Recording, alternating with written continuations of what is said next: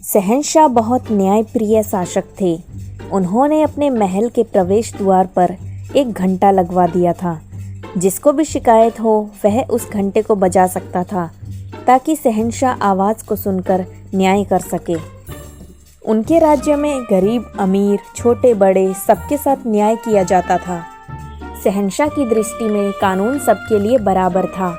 शहंशाह अपराधी को दंड और निर्दोष को क्षमा करके सबके साथ न्याय करते थे।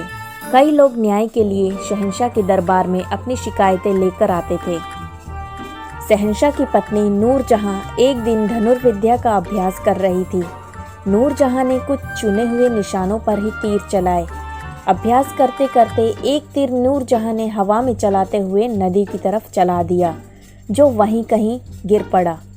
इसके बाद नूरजहां अपने महल लौट आई। कुछ देर में महल के प्रवेश द्वार पर लगा हुआ घंटा जोर जोर से बजने लगा। पहरेदार ने देखा कि एक धोबन सिसकियां लेकर रो रही थी। उसके पास जमीन पर एक मृत शरीर रखा था और उसके हाथ में खून से सना हुआ तीर था। पहरेदार उस धोबन को शहंशाह के पास ले गया। धोबन शहंशाह को सलाम करके इंसाफ की दुहाई देने लगी। उसने शहंशाह को तीर दिखाते हुए कहा, हुजूर, इस तीर से किसी ने मेरे पति को मार डाला है। मुझे विधवा और मेरे बच्चों को अनाथ बना दिया है।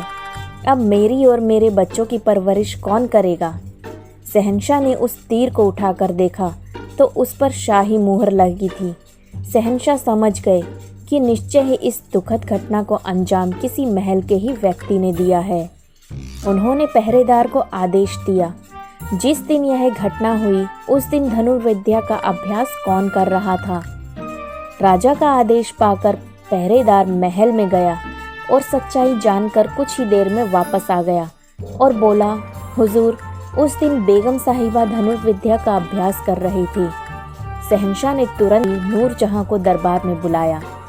जैसे ही नूरजहां दरबार में हाजिर हुई तो शहंशाह ने अपनी कमरबंद से छुरा निकालकर धोबन को देते हुए कहा, तुम नूरजहां की वजह से ही विधवा हुई हो, इसलिए तुम इस छुरे से मुझे मारकर नूरजहां को विधवा कर दो।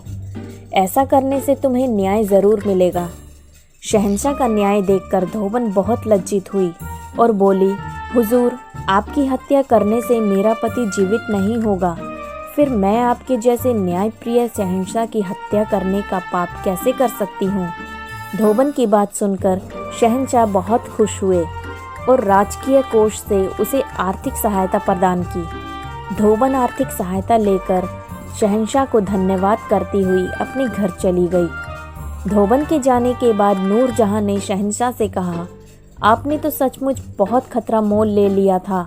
यदि वह महिला अपने आदेश का पालन कर देती तो बहुत बड़ा अनर्थ हो जाता। शहंशाह ने कहा, यदि मैं मर जाता तो उस महिला को इंसाफ मिल जाता। एक बात अवश्य याद रखना, कानून सबके लिए बराबर है। इस कहानी से हमें यह शिक्षा मिलती है कि कानून की नज़र में कोई छोटा बड़ा नहीं है, बल्कि सब बराबर है।